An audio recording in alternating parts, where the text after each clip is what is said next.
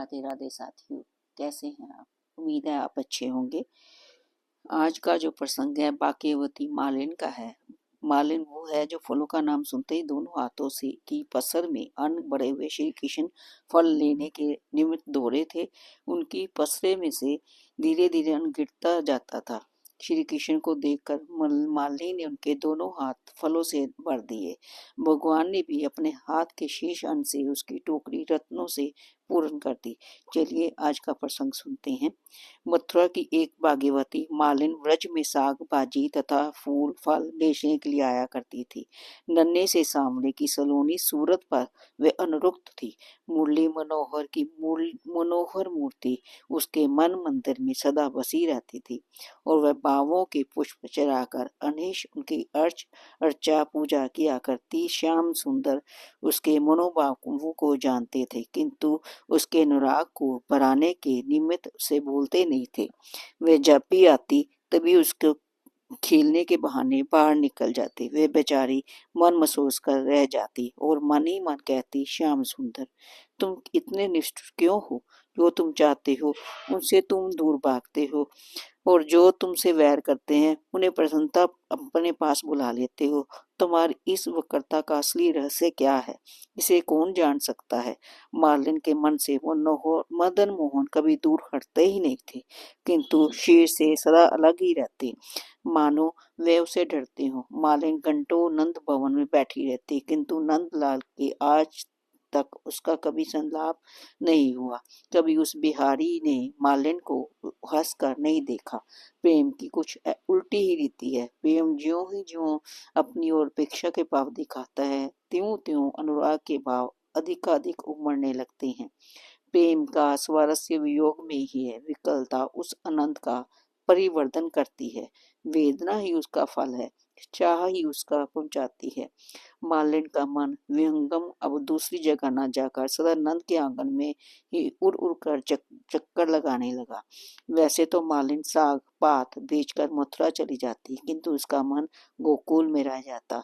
प्रातःकाल उठते ही वह उनकी मन की खोज में फिर गोकुल आती और मदन मोहन मंद मुस्काते के साथ अपने मन को पीड़ा करते देख वह अपने आप को भूल जाती। उसका शीश सांवले की सुंदर अरुणवन पतली पतली अंगुलियों का स्पर्श करने के लिए वह सदा उत्सुक रहती। मन की एकमात्र यही साथ थी, मेरे रहने का घर भी श्याम सुंदर के सोल स्पर्श से पावन बन जाए। जब बालन की चाह पराकाष्ठा को पहुंच गई, जब उसे संसार के मोहन के सिवा कुछ भी नहीं दिखने लगा, तब फिर मोहन के मिलन के में क्या देरी थी। मोहन तो चाहने वालों से दौड़कर लिपटने वाले हैं, किंतु वह चाह होनी चाहिए असली। अब मालिन की चाह में वो असलीपन आ गया था, किसी प्रकार का अवर्ण नहीं रहा। उसकी चाह मनमोहन बन गई। एक दिन वह मोहन के मंजूल मूर्ति का ध्यान करती हुई व्रज में आवाज दे रही थी, फल ले लो, फल ले लो। संपूर्ण फलों के एकमात्र दाता श्री हरि मालिनी से फल खरीदने के लिए घर से दौड़े। अरुण वर्ण के छोटे छोटे दोनों हाथों में धान्य भरकर जल्दी जल्दी हाँफते हुए वह मालिनी की ओर आ रहे थे। कोमल करों की संधियों में से अनाज बिखरता चला आता था। मोहन उस मालिनी से फल लेने को उदीर थे। मालिनी का मन भी मोहन में बना हुआ उस अवर्णनीय दृश्य में तन्मय था। चिरकाल की साध को पूरी होते देखकर मालिनी अपने आप को भूल गई।